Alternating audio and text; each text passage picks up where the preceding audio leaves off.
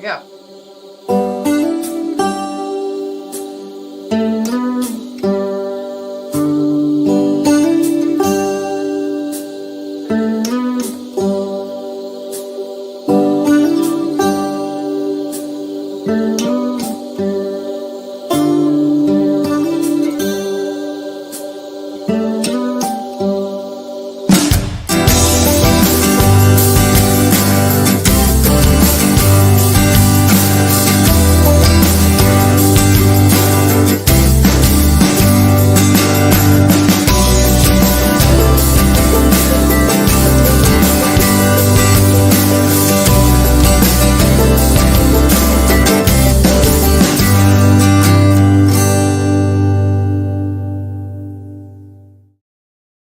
Welcome, everybody, to another episode of Pursuit Live.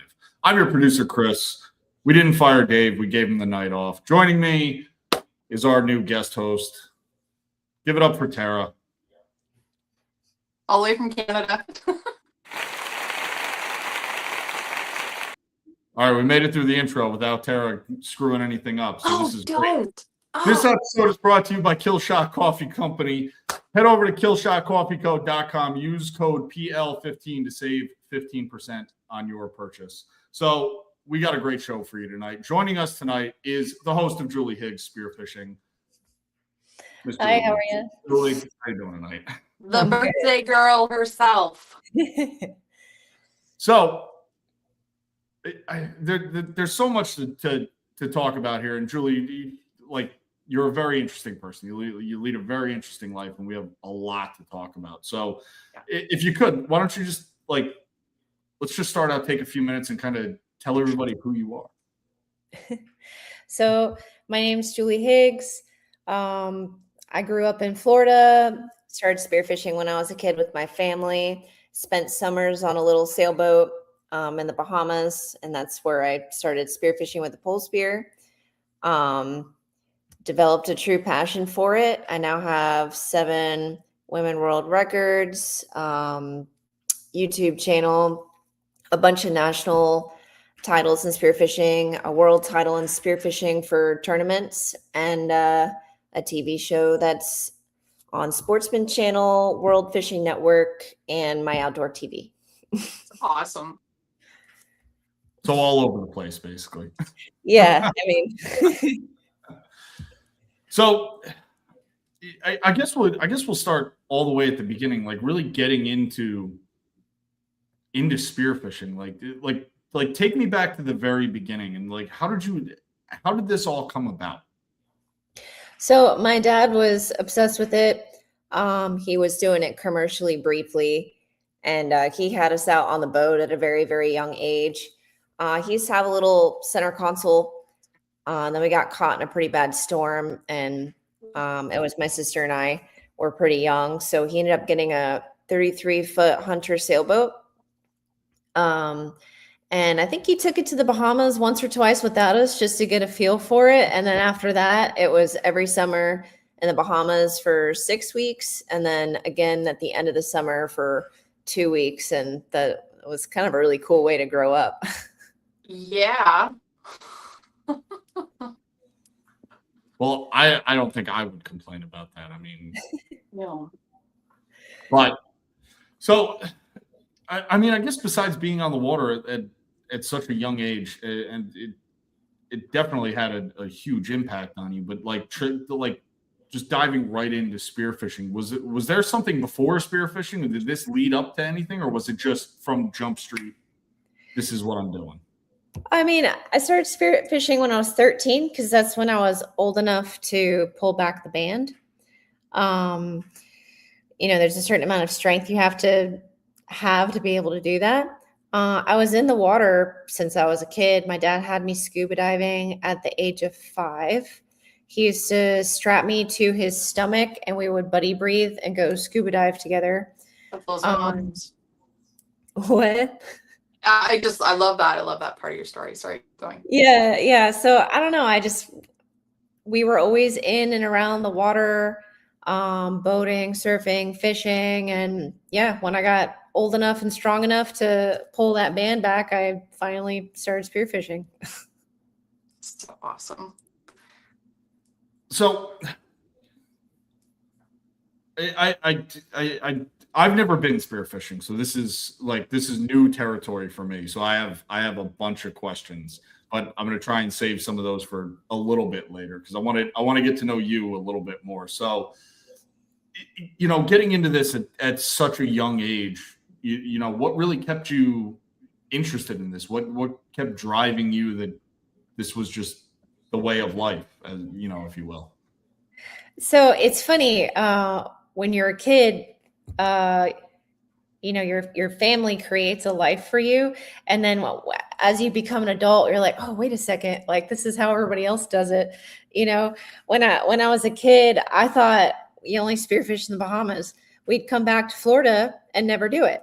And I didn't know why. I didn't ever question it. It was just like, oh, we only spearfish in the Bahamas.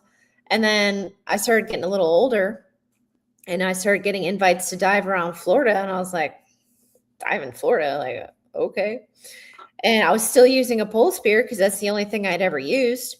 And so we started spearfishing in Florida. Like, the diving's really good here. Like, why do we not do that? I guess it's because in the Bahamas, you can work out of a small dinghy and get to the reef like relatively easy. Whereas in Florida, maybe to get to the better spots, you have to have a boat that can get you there. Or maybe it's just not, I don't know. My family just didn't really do it consistently. And so, yeah, it definitely changed. It went from only spearfishing in the Bahamas to, okay, now I spearfish in Florida. And then, now I can travel to other places and spearfish. And then I started getting invited to tournaments.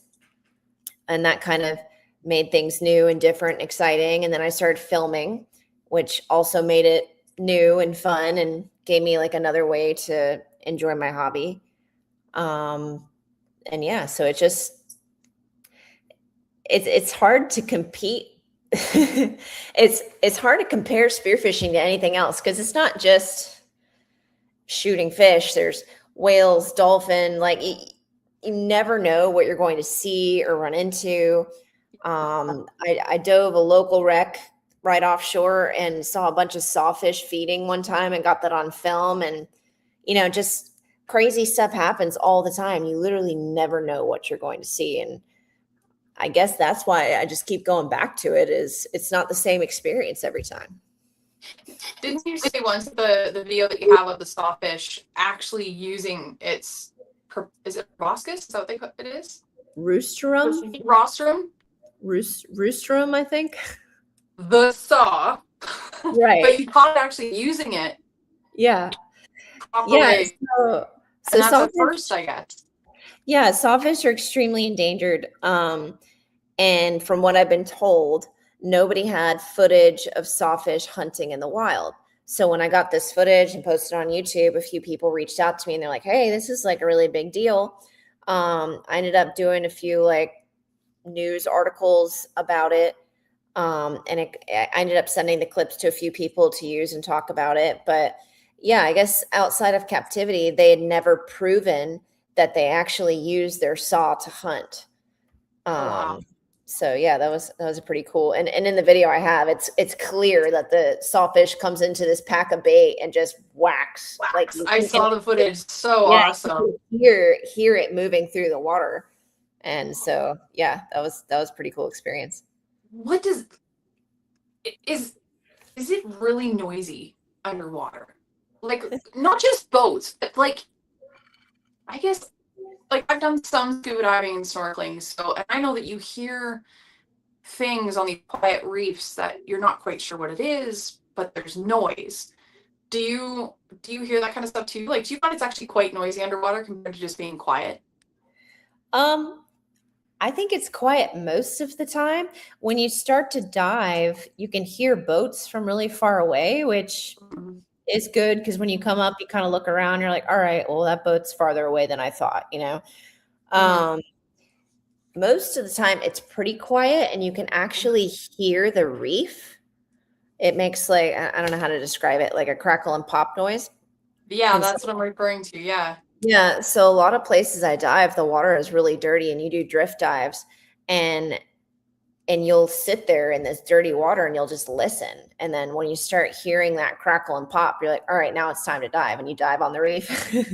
And then the current, and you get a good dive, and hopefully you shoot a fish, and then you get back in the boat, get back up current, and do it again. And so, yeah. And a lot of people don't realize that you can hear that. You got to listen for it.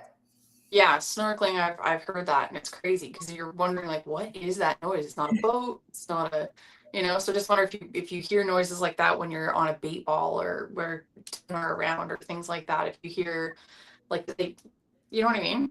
I feel like it's pretty subtle. I feel like you kind of have to be paying attention. I mean, I guess if you spook a fish, you're going to hear it, but I'm just curious. I'm trying to live vicariously through your experiences. I'm asking all the details so I can pretend like I've been there.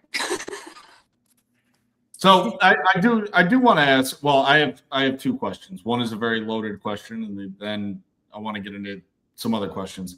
I guess first it would be, are you doing this? Are you scuba diving when you do this, or is it a lot of free diving?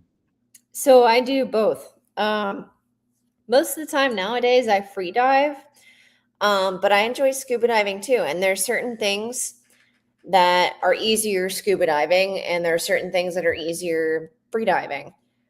Catching lobster is easier scuba diving. Shooting pelagics is almost exclusively free diving. Like if you do it scuba diving, you just got lucky. So that it's just certain fish are really spooky and they don't like the bubbles, and you have to be like somewhat quiet in the water. And other things you're digging out of holes. So I enjoy both. I go out with a lot of different people. So beggars can't be choosers. Like, all right, you're going scuba diving today? Okay, I'll come scuba diving. Oh, you're going free diving today? All right, yeah, let's do that. I enjoy both.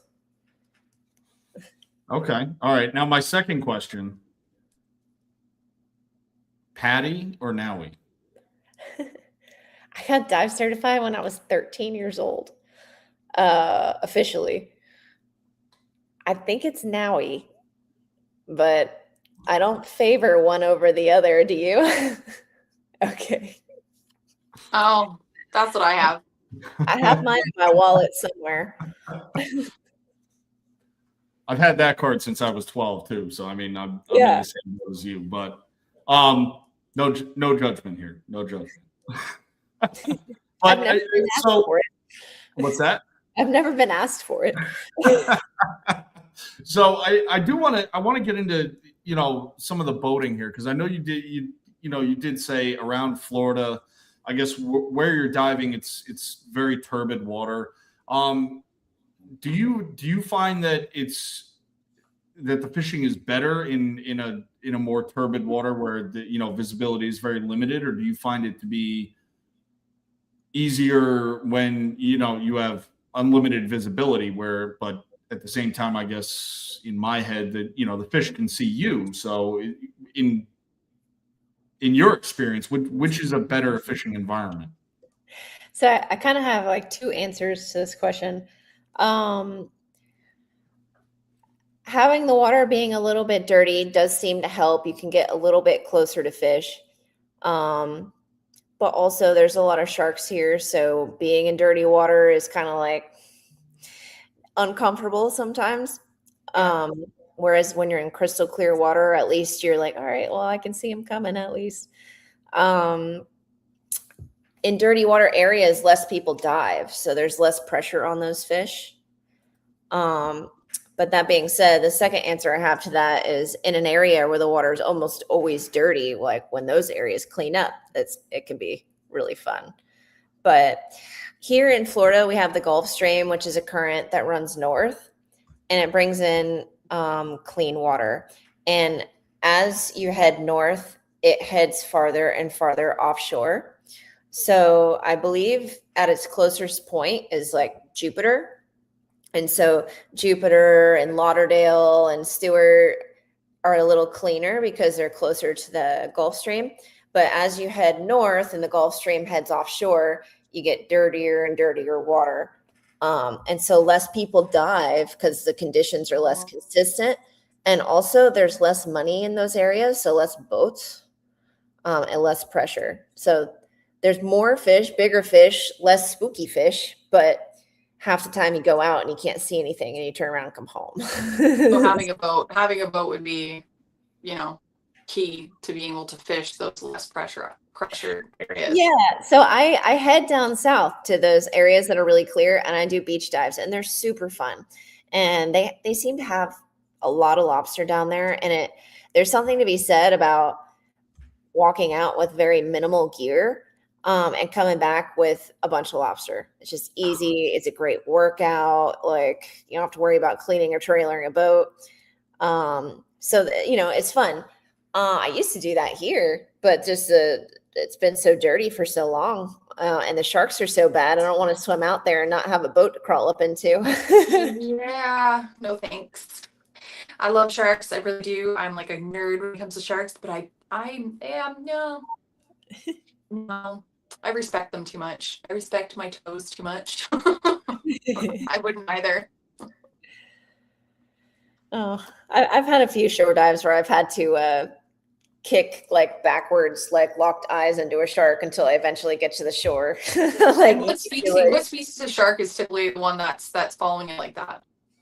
On the Are they beach? reef sharks or when you're beach dives? Are they bull sharks and stuff, or are they more like the reef sharks? I think those are normally the reef sharks. I mean, we have bull sharks here, we got sandbar sharks here, and the reef sharks, and those are all like fairly aggressive.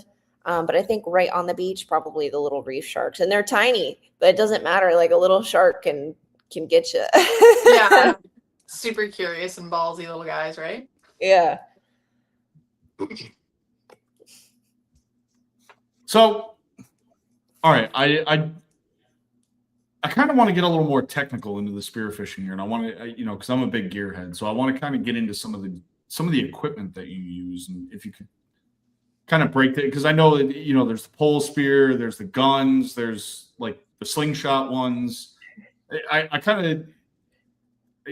of want you to kind of break that down for us, because I have no idea. Again, I've never done this, so I'm kind of curious. So the pole spear and the slingshot gun is the Hawaiian sling. A Hawaiian sling, to try to describe it without holding one in my hand, is basically like a cork, and it has bands, and you pull it back, and it has a spear, and you let go, and that cork like shoots the spear. A pole spear is a stick with a point on one hand and a rubber band on the other, and you pull the rubber band up the stick and you hold it and let go. Those are your primitive weapons. That is the only thing legal in the Bahamas. You have to use a pole spear or a Hawaiian sling in the Bahamas. And since it's a primitive weapon, it gives the fish a little bit more of a chance. Takes a little bit more skill because you have to get closer to the fish. But there's also a lot more fish in the Bahamas, so you still get a lot of good fish there. A spear gun is a pre-tensioned device on a trigger, so you can put multiple bands on a shaft that will hold until you pull the trigger, so you have much more power and range. And then generally, the deeper the water, the bigger the fish, the longer and stronger the gun, basically.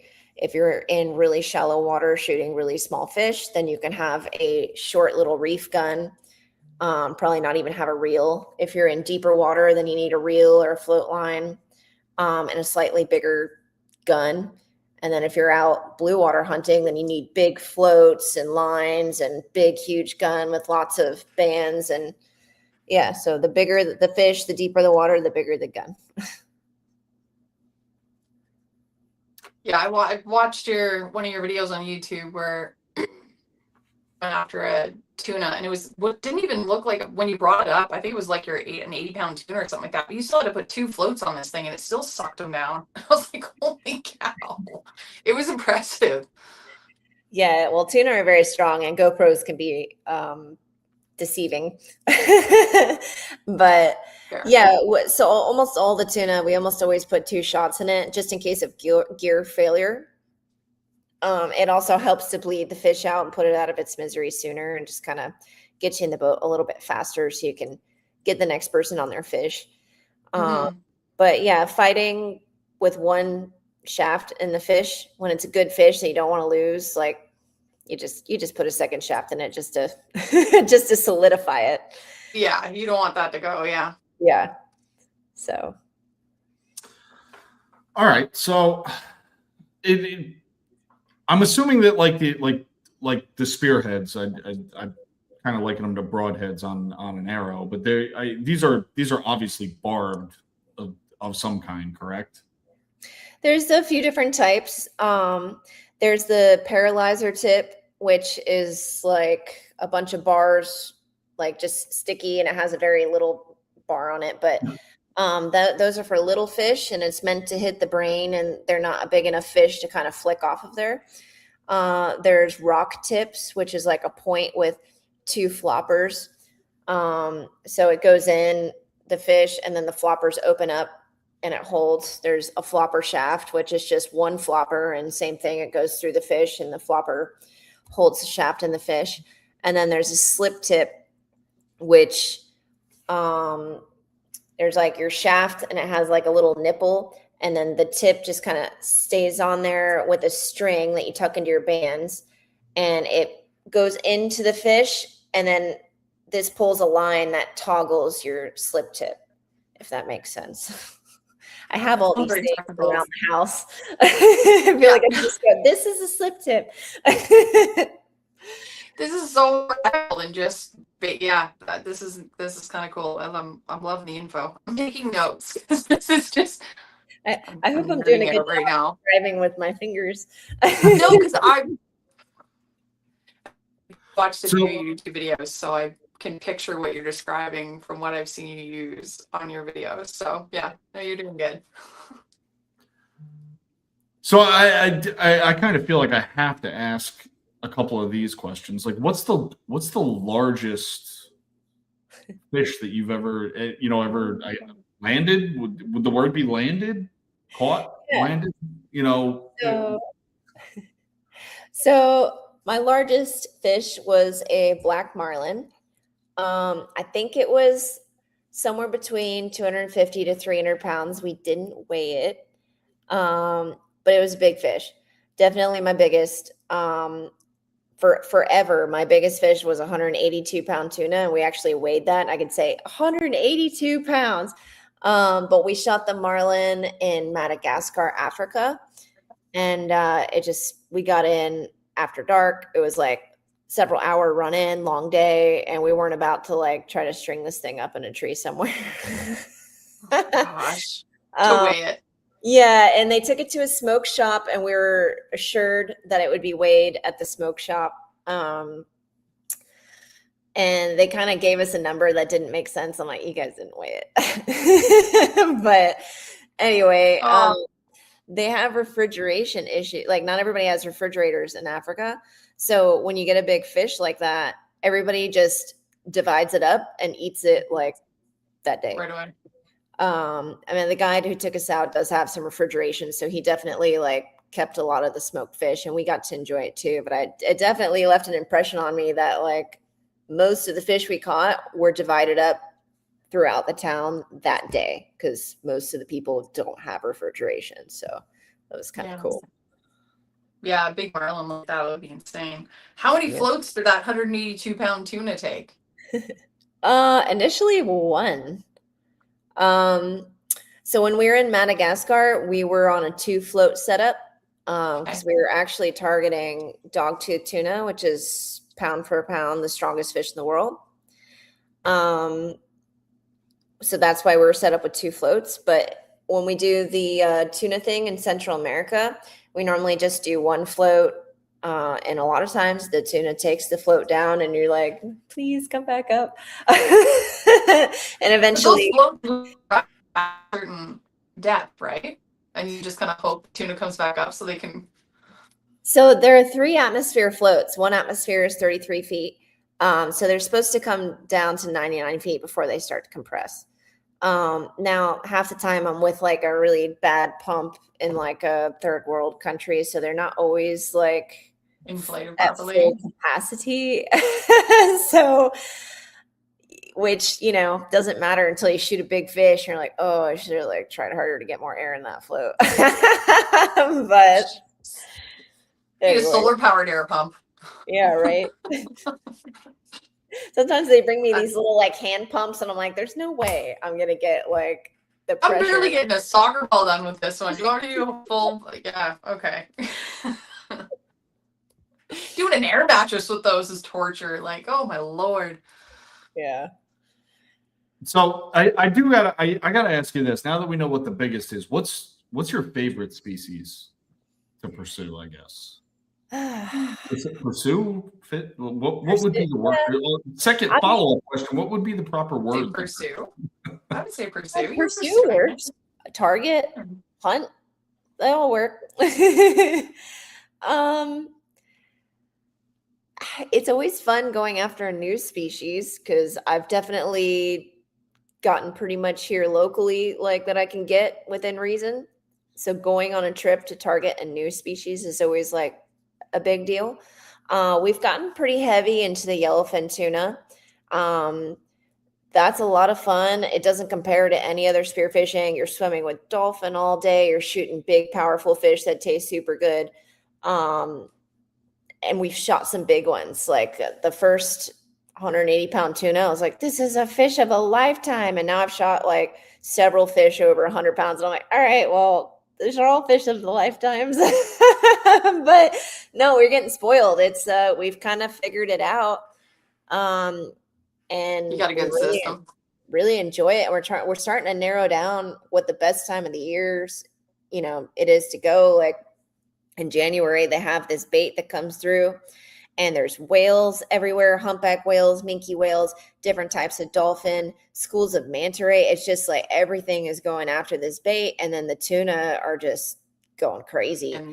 But then I was just there in April, and the tuna were super deep, and we couldn't really get on them. And our guide was like, oh, well, they're hunting squid at 100 feet. And sure enough, like we eventually got one, and we cut open its stomach, and squid pours all over the boat. So he was definitely right. But yeah, so time of year does tend to matter. We're starting to kind of figure that out. Wow. What's so talking about time of year and seasons. So there's a season in place, right? You broke up a little. A season for what? For different species of fish. So different species of fish have kind of like a different open season. So depending, I can answer this question 100 different ways. Every state has its own rules and regs and seasons. Yeah. Okay. Yeah, everywhere in the world has honestly different rules. Okay. But normally in Florida, I guess the seasons try to protect the fish while they're spawning, which obviously when they're spawning, it's the easiest to get them. That's normally when they're shallow and dumb and in numbers and big, and you're like, ah. Yeah, they brains right at that point. Yeah.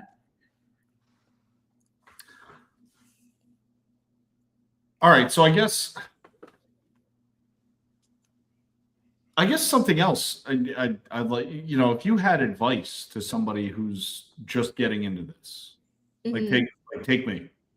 No idea what I'm doing. Like what would, you know, what's something that you would tell somebody who has never done this before and wants to get into it? Like if you had to, I guess, talk somebody into it, how would you talk them into it? So the best thing to say to someone getting into it is you should take a class, which I just took my first freediving class, I think a year or two ago. And it was kind of funny because I'm in this class, and like people were walking into the store and they recognized me, and they're like, what are you doing in this class? And I'm like, well, you know, I'm on Team USA, and I'm being like treated as, you know, people are looking up to me in the sport, and a lot of new people are asking me for advice. And I'm like, you should take a class. And I'm like, well, I've never taken a class. So I kind of felt almost obligated to take this class. And I was kind of told the second class you take, you learn a lot more. I didn't get too much from the first class, but I'd also reached out to a lot of people who had taken classes and already kind of like knew what I was going to get from it. But for me, I don't remember learning. I've just, as far as I can remember, I've been a good diver. My husband was fairly new when I met him. He'd only gone out a few times, and there were things that he was struggling with that I didn't pick up on or know how to teach him because I don't remember learning. And so he took the class, and he's like, yeah, they taught me that when you clear your ears, you start at the surface, and they taught me this and they taught me that. And I was like, oh, you're not doing that? Like, oh, I didn't know, like, so they know how to start a beginner. Right. So yeah, a class, no, you're always going to benefit somewhat from taking a class. They teach you the safety, they teach you the basics. It helps you to form good habits instead of perfecting bad habits. And a lot of times they have little groups you can get into where people like, take divers out and meet friends and that sort of thing. Get you started. Yeah. So would you, I guess, touching on the groups, would you say that the spearfishing community, I mean, like, is it a big community? Is it, is it a very popular sport? So I guess, I live in Florida. We got a lot of coastline over here. Compared to other sports, no, it's a very small sport. And if you want to compare it to fishing, it's extremely small. But with social media, like it feels like there's a lot of us out there. They have little dive clubs and groups, and I'm actually on Earth Day, I'm going down to Dive Force in Pompano, which is like a couple hours south of here, and they're getting a bunch of divers together just to, I guess I'm like they're calling me a professional, and everybody writes questions down, and they're going to ask me the questions and I answer it, but it's just kind of an excuse to get a bunch of people together to talk about diving. It just kind of sounded like a good time. So they definitely try to get people together to meet each other in person, and because you're not really supposed to dive alone. And definitely having friends with boats and spots helps. Buddy system, yeah. Yeah.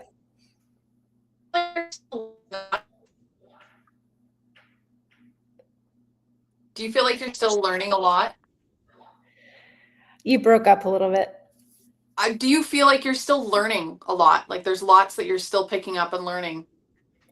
Yeah, I mean, yeah, you're always learning something. I have friends that are like always watching videos and trying to get better, and then we get together and he'll bounce stuff off me and I'll bounce stuff off him. We're constantly re-rigging our gear to see if we can, shoot further or whatever it is.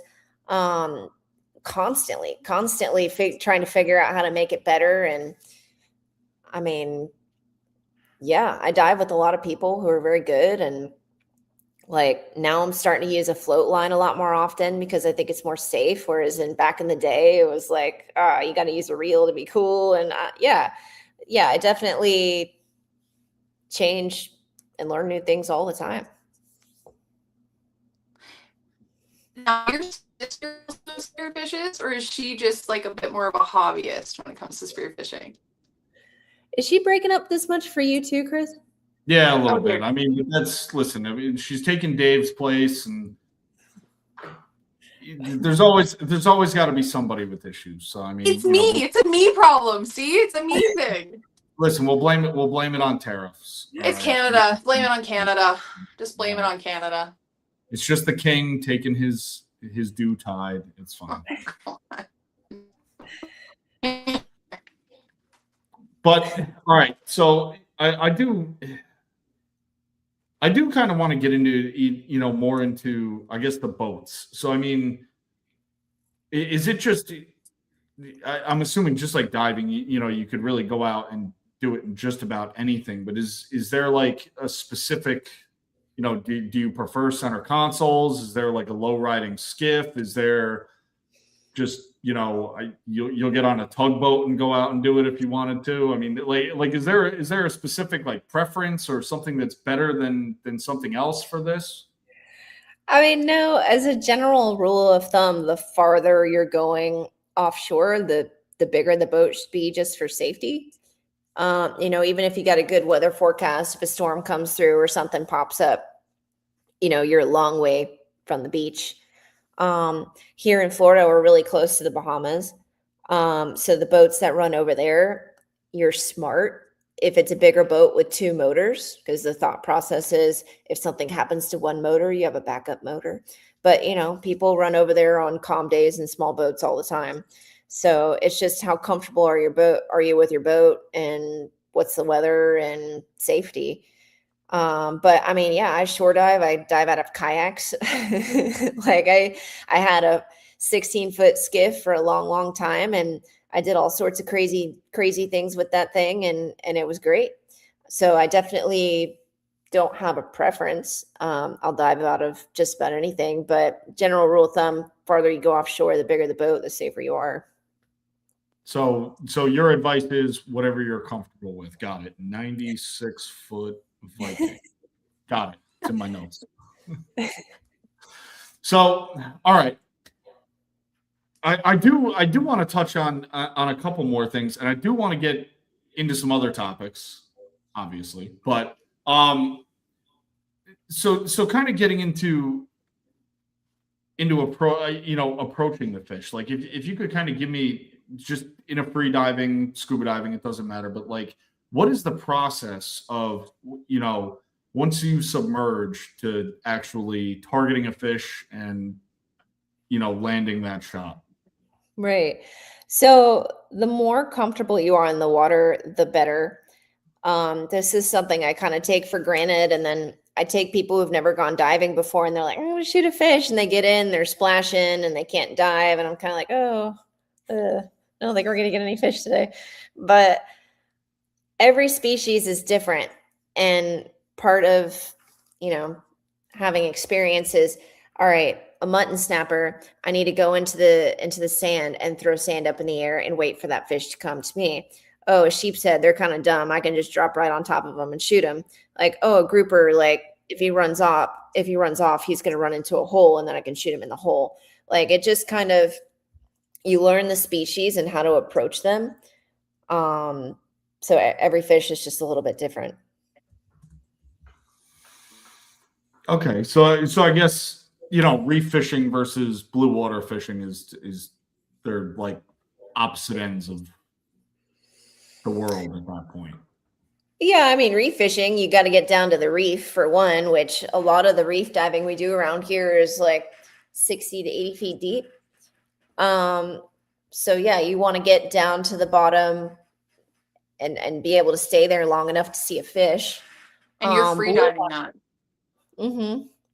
Blue water diving, you're looking for basically structure on top, or birds, or, so you're looking for seaweed, floating logs, something for bait to congregate around. There's some go-to areas like pinnacles, like high spots on the bottom that kind of hold bait, which most of the locals normally know about. And then you're looking for birds, just basically anything that will hold bait is what you're looking for. In Costa Rica, we're looking for the pods of dolphin, because the tuna stick with the dolphin. And so you'll actually figure out which direction the dolphin are going, and you'll get ahead of the school and jump in and dive, and you'll be swarmed by dolphin, and then you'll be swarmed by tuna, and then it's over, and you get in the boat, and you do it again, and eventually the timing is right and you get one. So yeah, it's definitely different. So cool.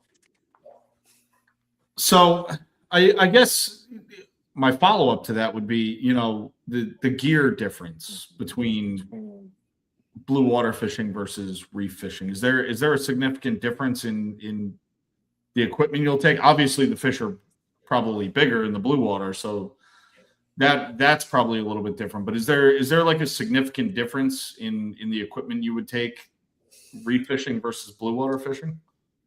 So at the end of the day, you can make just about anything work. Blue water normally has bigger, more higher power guns because you're shooting bigger fish, but also you don't have to worry about the reef behind the fish. Whereas if you took a blue water gun and shot a grouper in a hole, like you're gonna damage the reef, and you're probably gonna be stuck in the reef. You know what I mean? Like you can use that gun and just wait for a fish to come out of the reef and shoot it if it will. But like, yeah, you just need to be mindful that that gun is very powerful, and if you miss the fish, you're gonna damage your equipment. Like, so yeah, blue water gun, no worries. You're out, nothing to hit but a fish. Reef gun, they have like rock tips and stuff to where it just, you know, it's less expensive. Like the flesh on reef fish is a little bit different than pelagics. It's kind of hard to say that because there's so many different species of both. But a slip tip on a blue water fish is normally nice because it's like a more the meat tears easier, like in a wahoo or a tuna. So you want that slip tip to kind of lodge itself in there. Whereas in the reef, if you use a slip tip, they have that line slack, so they can get up in a head and kind of tangle themselves up in a ledge, which obviously you don't have to worry about in blue water. So yeah, there are definitely slight differences. And like I said, at the end of the day, you can make anything work anywhere. You just need to be aware of how strong is your gun and if they're going to get tangled up in the reef or not. Yeah, the pros and cons.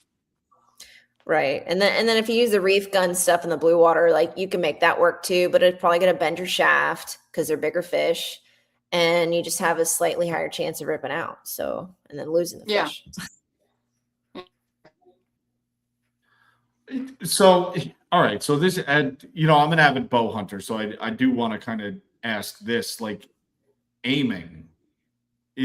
When you're using a spear gun, is it that you're just aiming down the shaft and hoping it hits, or when you're in the slingshot, you know, how do you aim this thing? How do you aim? Yeah. How do you aim? So it's funny. I just talked to somebody about this the other day. Somebody asked me, do you aim or do you shoot by feel? And I was like, oh, never thought about this. I guess I shoot by feel. So you don't shoot fish very far away. It's not like a gun where you're with the binoculars, like looking for a deer and you're like, oh, there's one. You know, you're shooting fish like 2 to 6 feet away. So you can see the end of your gun and point it at the fish. And I kind of shoot from the hip. Like it's all a feel thing. Like I see the fish, I aim my gun and I shoot my gun enough to know if it shoots high or low. But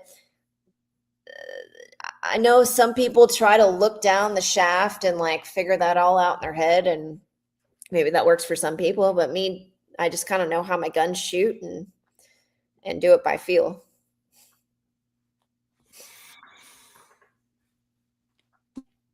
Okay. So that's knowing your equipment, basically. Yeah, it is. I mean, I had a gun custom made for me a long time ago. It was a friend of mine, and I wanted to support him. He was making guns in his garage, and it was this beautiful wood gun. He like burned art into it, and it shot low, which drove me nuts. I was like, this gun is inaccurate. And for years, I hated the gun. I hated it.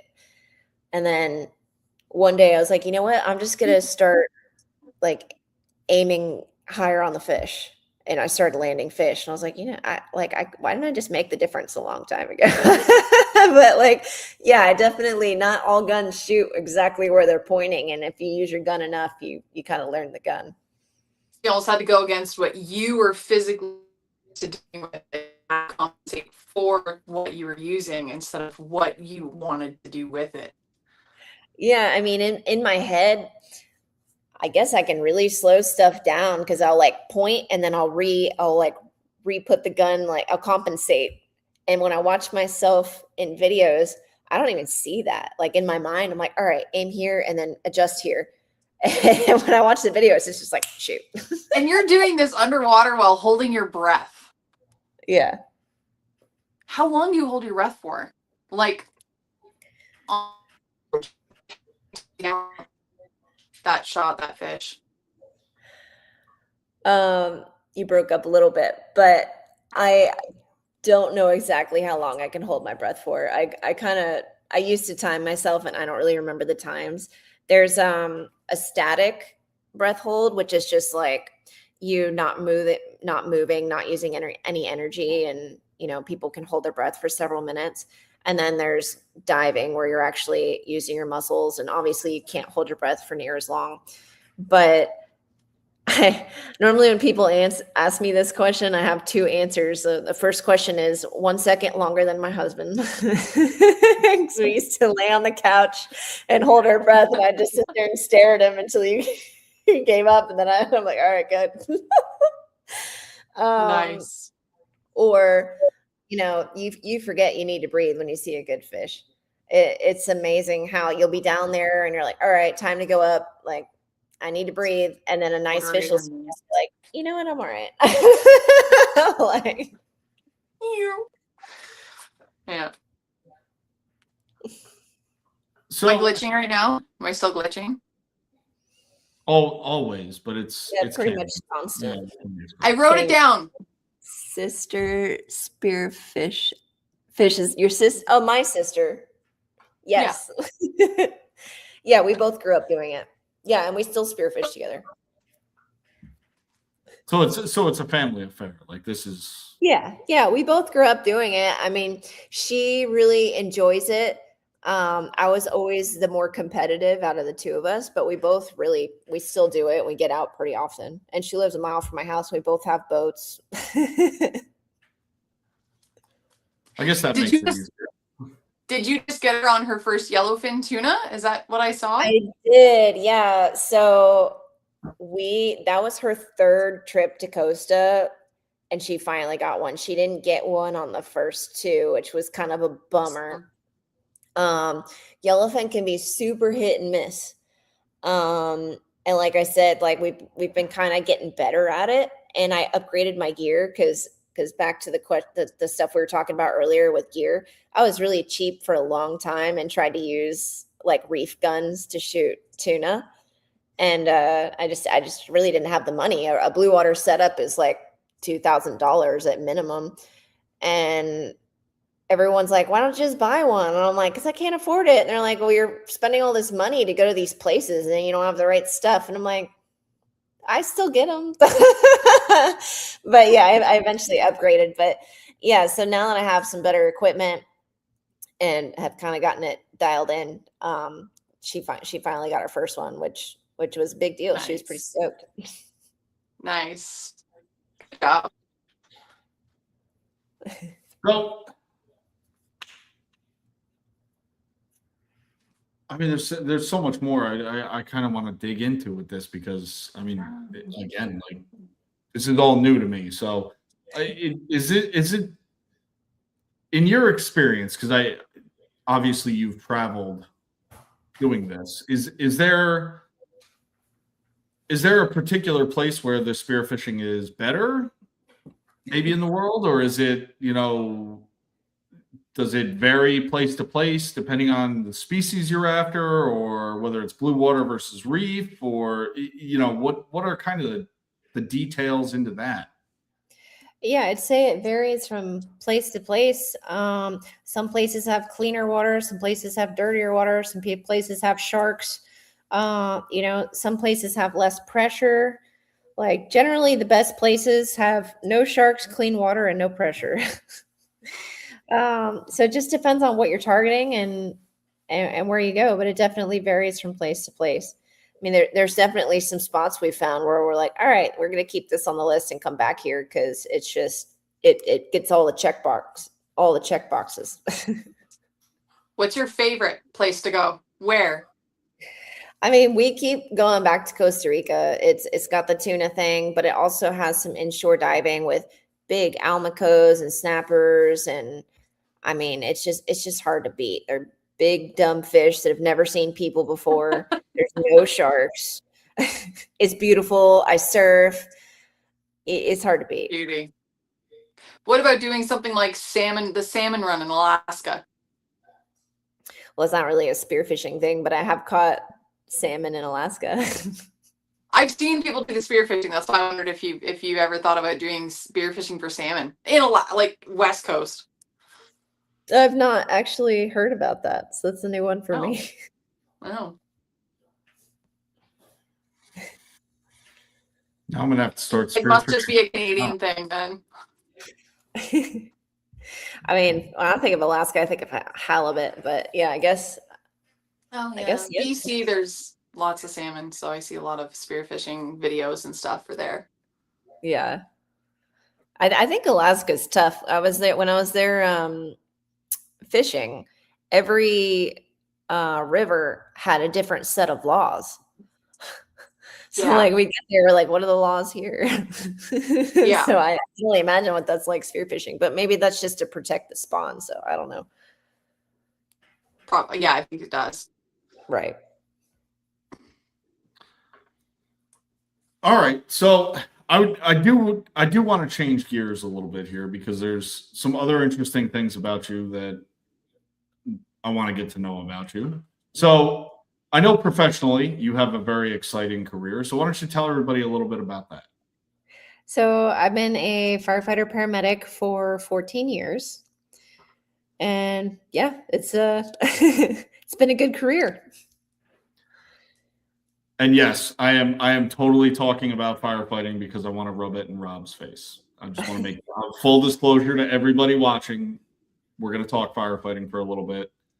Rob is NYPD, so police, fire. So no, I do want to mention that because it is an exciting thing, and I do want to thank you for what your service and what you do for the community, because it is not only is it an exciting and a rewarding career, but it is a good public service. And in my experience, first responders, everybody wants to thank the first responders, but nobody actually thanks the first responders. So thank you for what you do.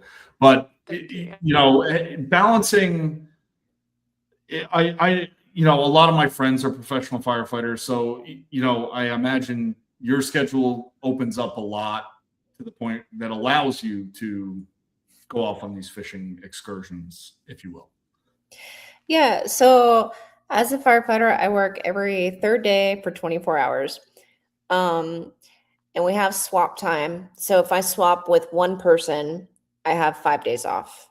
And then if I swap one more time, every additional shift adds 3 days.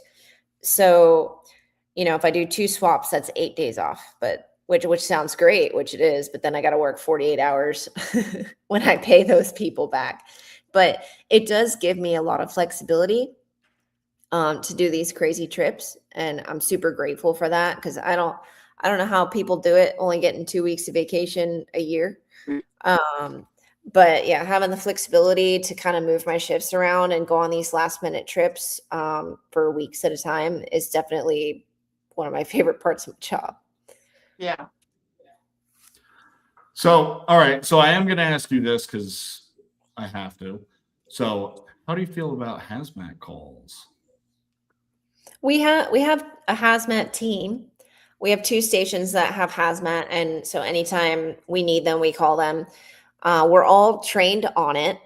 Obviously when it comes to suiting up and actually going in and dealing with the hazardous materials, we use our team for that. But, we're all trained to stay upwind, uphill, the X amount, to look up in the ERG, the book that tells you about all the different toxins and how to stay safe and all that good stuff. We're all trained on it. But when it comes down to, time to suit up and get in there, we have a team that takes a ton of classes to do it as safely as possible. That's my bread and butter. And every professional firefighter hates hazmat. No, I mean, we joke that, you guys are nerds because you got to take like 100 classes. But it's good. It's people who are really passionate about their job and they're willing to take the extra classes and do more. Yeah. All right. So I'm gonna leave it at that. We don't have to go into too much more detail. I don't want to bore everybody with the with the stuff that I could probably sit here and talk to you for the next 6 hours about, but that's neither here nor there. But no, I do want to give you an opportunity real quick, because I mean, you have a bunch of shows out there. If you could just kind of tell everybody where they can catch your shows. Like, this is a big deal. And what's coming up? So we just aired our first season on Sportsmen channel for Q1, and it just finished.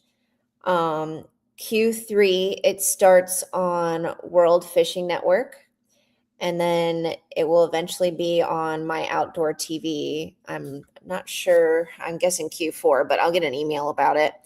I have exclusivity with Sportsmen for a little over a year, which it does kind of kill me a little bit to not put the best content I've ever created or worked the hardest on my YouTube. Like, for years, I made like very basic videos. And now that I'm actually like making quality videos and I can't post it on my YouTube, it drives me crazy. But yeah, I am in a contract that says I have to stay exclusive with them for a year. But so it'll eventually, if I don't pick up with another network somewhere else, it'll eventually be on my YouTube. I do post on YouTube quite a bit, just kind of we do all of our own filming and editing for the show, and that takes a lot of time. So I haven't really put anything quality out on YouTube in a while. It's just kind of some basic clips just to kind of keep it going. Fair. All right. I mean, listen, it's understandable. Like, it's a lot. I feel like editing is never done. And, we're starting to partner with sponsors, and I have a responsibility to them to edit things for them on top of the show, on top of Instagram and TikTok and YouTube and all that fun stuff. And it's just like never done. See, this is great. I was hoping we get to this moment because, pre-show you were asking why we do it live and whatnot. So this is why we do it live, because there's no editing, there's no nothing. It's basically, even Joe Rogan does a little bit of editing. So it's like Joe Rogan, and then like Pursuit Live is like right here. Right. So there's no editing. I was against it for a long time. My YouTube, I mean, I think the videos on it are cool, but most of it is just me spearfishing to music. And to me, that was just like a fun way to capture my memories with my friends and family and not kill myself editing. And then this TV show thing was kind of a slippery slope. Basically, I went to iCast and I talked to the Sportsman channel in a booth. And at the time, I was really heavy into tournaments. And they're like, wow, that's fascinating. Like, if you want to create an episode, we'll air it for free. I was like, oh, that sounds like fun. And so I went from having someone who said that they would produce it for me for free to that kind of falling through. And then we just kind of filmed a lot. And then I was like, all right, well, I'll just send the footage to someone and pay them to create the episode. Because I felt obligated to follow through on this, even though there was absolutely no obligation whatsoever. And I mean, it went from it's going to be a tournament episode to it's going to just be a really big fish episode to let's just film everything and see what I can do. And I eventually just like learned on YouTube. Like, I downloaded DaVinci Resolve and watched a bunch of videos and created an episode, and which was rough. Like, jumping from basic editing to TV editing, there's a lot that goes into it. And I didn't have a lot of help. Like, I had people who wanted to help me, but there's just, editors are expensive. And anyway, I eventually figured it out, and I sent in this episode. And by the time I was done with that episode, I had bought, music, a new computer, an editing software, a new camera. I was almost like 10 grand deep into this one free episode. And they're like, you want to do a season? And I was like, I guess I'm already like vested in this. Like, now I know how to do it. Gear now, I might as well. Yeah. So like I said, it was a slippery slope. I think in the beginning, had I known how much it was going to cost me in time and money, I would have definitely not done it. But now that I was forced to learn it and I'm we so glad you upgraded did. all of our stuff, yeah, no, it's starting to pay off now. We're talking to a lot of sponsors and we're getting into the green, and it's been going good. Just like you said, like when you did your videos to just do spearfishing music, I've seen the videos, and it's just like I would very happily just kind of put that on the TV and just watch it. Like that would You be know, like the unscripted David Attenborough of spearfishing. I'd just be like, so no, I get it. Like it to me it does. It's very relaxing, and yeah, I've got a friend and she edits her own stuff, so I hear about it, so I can understand going from one type of editing to the editing. yeah, and And you did though.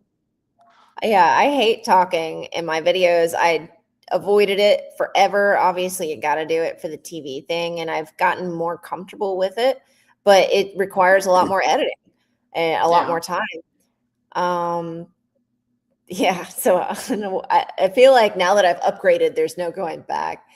But me personally, and I don't know if this is because I'm a firefighter, I crave silence. I feel like I listen to loud noises at work all day long, and like my phone has been on vibrate for like 10 years. Like I just crave silence. And so for my when I watch videos on YouTube, I don't like listening to people talk. Yeah. I like my videos with just spearfishing and music.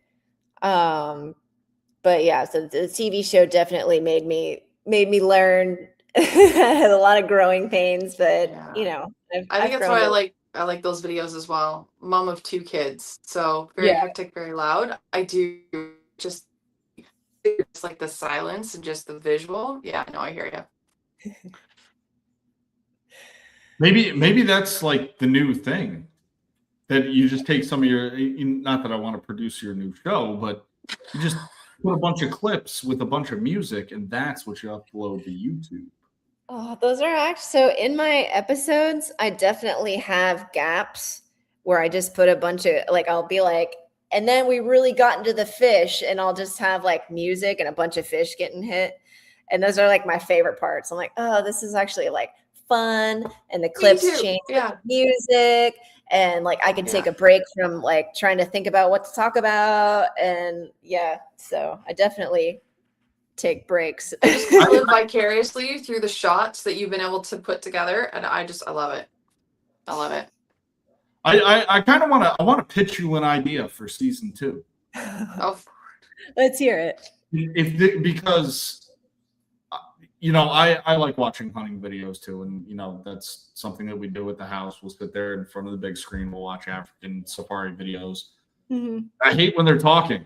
Like I just want to watch the hunt. Like tell me what you're going to do in the beginning, do the hunt, and then talk a little bit afterwards. Maybe that's it. You just, hey, we're going to go to this spot and we're going to do some fishing, and this is what's going to happen. And then just go fishing. I don't know. I did it for years on YouTube and it didn't take off. So now we're trying the talking thing.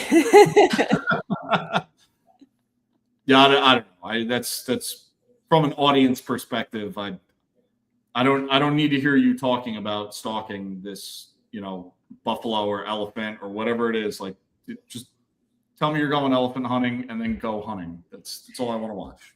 Right. Just make me envious of what it is that you're doing that I'm not doing. Yeah. Yeah. I mean, I think maybe I'm biased because I love to spearfish, but I feel like my spearfishing shows are more interesting than fishing shows, because fishing shows, it's like people talking on the boat the whole time and then they eventually catch something. But at least spearfishing, it's like, oh, like here's the reef, here's the fish, here's the manta ray, here's like the color change in the water, here's me breathing up and down. You know, there's like stuff going on without me having to like hold a conversation with a fishing pole in my hand. I don't know. I agree. That is definitely a fishing show where they sit and talk for 24 minutes of the 28 minutes of the show. Yeah. And then they act so excited about a fish that they've definitely caught like 1,000 times in their life. Like, good 28-minute episode. Yeah, no, fair. I agree. Seen that way too many Maybe that's what we times. should do with Pursuit Live. We should just not talk. We'll just sit here for like an hour. We'll test it out. We're going to field test one of these episodes one of these days. We'll just get a bunch of people. We'll just sit here and hang out, and it'll just be us doing whatever we're doing at that moment. We'll see how it plays, and we'll get back to you. If that works, then the market research worked out. I got you guys with the craving silence. You're thinking about it. Do I crave? Yes.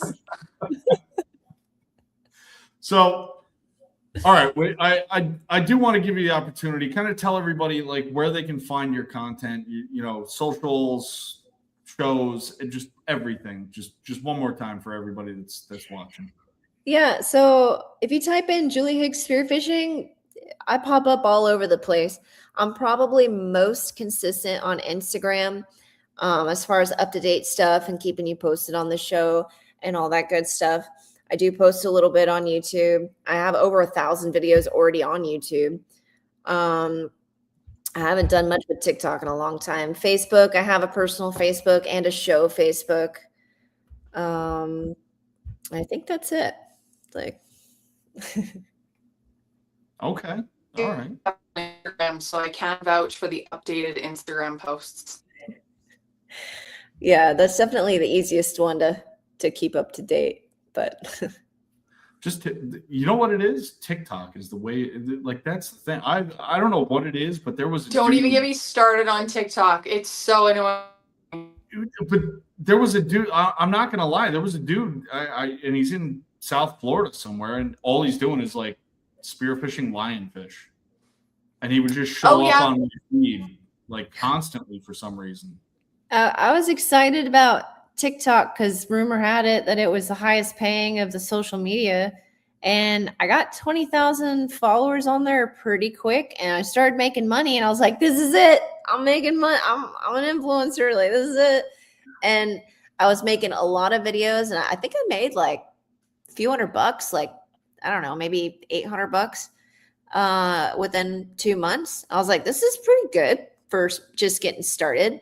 And then TikTok got all weird with being sold, like potentially sold. And all of a sudden I stopped making money. And by that time I was wrapped up in other stuff and I just kind of stopped putting time into it. In Canada, you can't even get monetized on it. So I did it. I was monetized for like 2 months and I don't know what happened.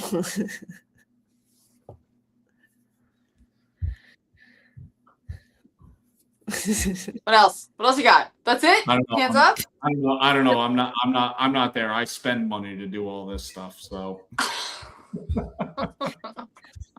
but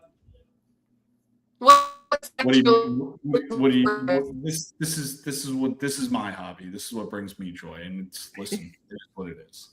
So, but no, Julie, I do want to thank you for coming on tonight, and this was enlightening for me. I mean, maybe this is something I'll get into because you should. I could always do a new hobby. You should take a class. I mean, listen, I'll some fancy water wings, Chris. I'll get you some fancy water wings. Everybody say goodnight to Tara as I kick her out of the studio. No, I'll listen. It does sound good. I already have my notes. I need a 96-foot Viking because I have to be comfortable on the boat, and then I'm good. Then I can get out in the water and start spearfishing. So you actually don't need a 96-foot Viking. You need a friend with a 96-foot Viking. I don't think any of my friends have a 96-foot Viking, so I'm gonna have to be that guy, I guess. But if it gets my friends into spearfishing, then it all works out. There you go. I'm down. No, but seriously, Julie, thank you for sharing all this with us tonight. Like this was actually pretty fun, and again, thank you for your service to the community. thank you for what you do. And Yes, thank you. listen, if you could just tell everybody where to find your content one more time. And, thank you for coming on. This was great. Yeah, type in Julie Higgs Spearfishing and it'll pop up all over the place. Thank you. So, again, Julie, thank you. Tara, as always, you did okay. It's Canada. We're great. You and Dave are like here. So we're the Wi-Fi in my igloo is kind of sketchy. All right. So thank you everybody for tuning in. Thank you, Tara. Thank you, Julie. Thank you everybody who was watching. Remember, this episode was brought to you by Killshot Coffee. Head on over to killshotcoffeeco.com. Type in code PL15 to save 15% on your order. It's good stuff. Trust me. We drink coffee. We need it to survive. It's just the way it is. We run on it. So you're not going to be disappointed. With that, I want to thank everybody once again for continually supporting the show. There's more to come. We'll see everybody again in 2 weeks. Have a good night.